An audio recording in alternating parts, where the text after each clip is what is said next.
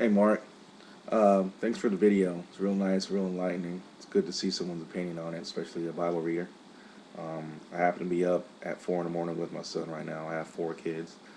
Um, I got spanked as a child, and I do what we call here corporal punishment. I do spank my children.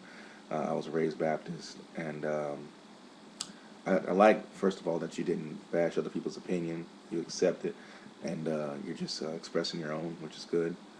And that also you got your opinion straight from the Bible. I have a mind of my own, just like everybody else and yourself. And even though you hold a Bible in your hand when you're making a point, it's still your own interpretation, just like everyone else's. Um, and my question would be, who's to say spanking isn't nurturing, isn't guiding, or isn't comforting? I know at the time you are spanking a child doesn't like it, but unfortunately in life, whenever someone is punished for something, it's usually something they don't like. It's a teaching tool. It's supposed to be used as a teaching tool. When I got spanked as a child, it was in reaction to something I had done wrong. Um, Depending on its severity, it happened quicker, it had happened worse, depending on what was going on. If I was about to stick my finger in a socket, an electrical socket, I could die from that. So the way I got spanked from it would probably be a little more severe than other times because they were trying to get a point through to me. What happened here was bad, but what could happen there was worse.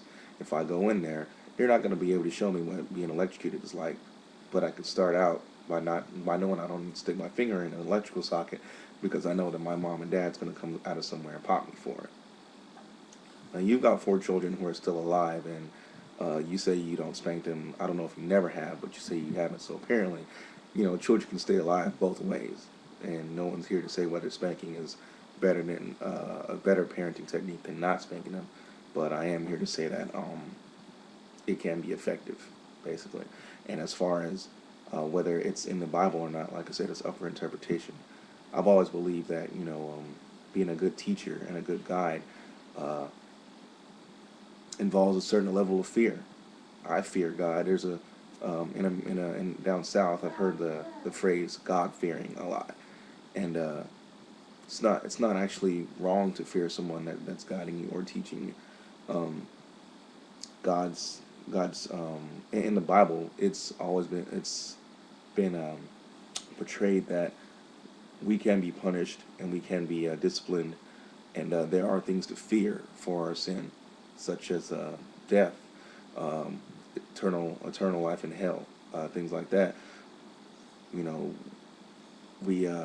bad things can happen to us, and we need to learn that at an earlier age. We can't explain eternal life in hell to a 2-year-old or a 3-year-old. We do need to learn consequences for our actions and things as such. That's a good way to teach it at the beginning. Um, but you're right. I like the way you'd explain the use of the word rod, and perhaps people should stop using that passage to explain why they um, why they utilize corporal punishment. However, I don't think that your children not fearing anything is a way to go, because the problem is that's the reason why most people misbehave or commit crime or don't um, don't behave, or turn out to be individuals that just don't care about any other rules because they don't fear anything.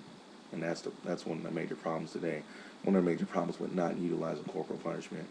It can turn sour on you. It can teach a child that hitting is the way to go, which is why, just like with anything, you need to learn some restraint, learn the right way to do it. And of course, as we as humans, none of us really have it right yet.